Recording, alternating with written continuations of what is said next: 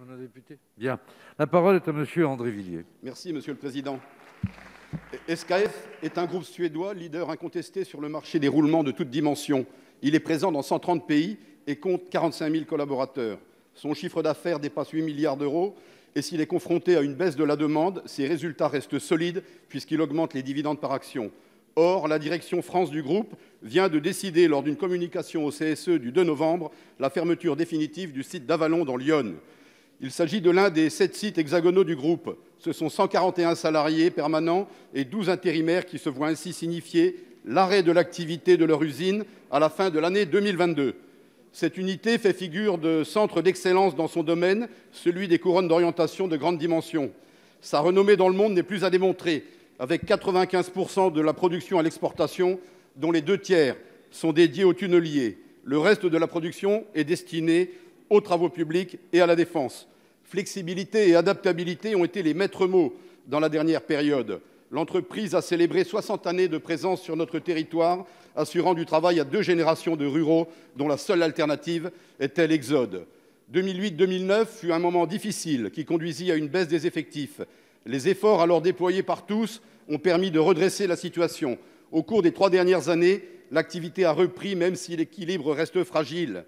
C'est ce qu'affirmait la direction en 2019, ajoutant qu'il n'était nullement question ni de fermeture, ni de restructuration du site industriel. Comment donner du crédit à de tels propos alors que dans le même temps, d'autres sites étaient l'objet d'investissements massifs, instituant ainsi une concurrence interne au sein du groupe? La confiance a été bafouée. La réindustrialisation de notre pays appartient moins à la sphère publique qu'aux règles du marché, même si les efforts sont louables, notamment en ce qui concerne la baisse des impôts de production. Je vis au sein de cette France dite périphérique, où l'on ne se remet jamais de la disparition d'une entreprise. Les exemples voisins nous le montrent.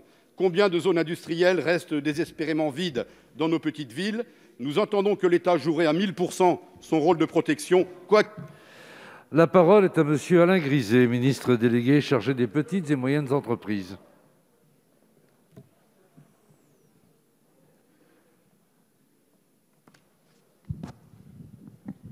Monsieur le Président, Mesdames, Messieurs les députés, Monsieur le député Villiers, vous savez la mobilisation, Monsieur le député, de la ministre déléguée Agnès Pannier-Runacher sur ce dossier.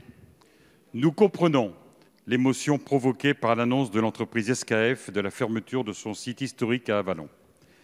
Elle m'a chargé de vous dire qu'elle se tenait aux côtés des 141 salariés concernés, mais aussi de leurs familles qui sont plongées dans l'incertitude. Elle est particulièrement sensible à leur situation. Ce sont 141 salariés qui vont quotidiennement travailler sur leur site en ayant une ligne d'horizon qui ne cesse de se rapprocher avec l'arrêt prévu en 2022. Vous connaissiez déjà, Monsieur le député, la situation du site qui était alarmante depuis plusieurs années. Néanmoins, ce site, qui produit des couronnes d'orientation de très grande dimension pour le secteur des tunneliers, abrite des savoir-faire très précieux. C'est pourquoi l'État, en concertation constante avec les salariés et aux côtés de l'ensemble des élus du territoire, se mobilise et se mobilisera pour permettre le maintien d'une activité pérenne sur ce site d'Avallon. C'est en ce sens que vous avez déjà pu échanger avec le cabinet de la ministre sur la situation de ce site la semaine dernière. Je sais par ailleurs la mobilisation du ministre Jean-Baptiste Lemoyne et du maire d'Avallon, Jean-Yves Collet, sur ce dossier. Nous souhaitons en effet rechercher avec le plus grand sérieux un repreneur industriel solide. Mais au-delà, nous devons accompagner les autres projets qui permettront à votre territoire de développer et solidifier l'activité et l'emploi industriel. C'est à ce quoi, avec Bruno Le Maire, nous nous attachons avec le plan de relance. Dans votre circonscription, le fabricant de tôleries fines, tôleries mécaniques Service, a par exemple récemment été labellisé dans le cadre du Fonds de soutien aux investissements industriels dans les territoires. Il est à présent obligatoire de soutenir nos tissus économiques et de créer les emplois de demain. Merci, Monsieur le ministre.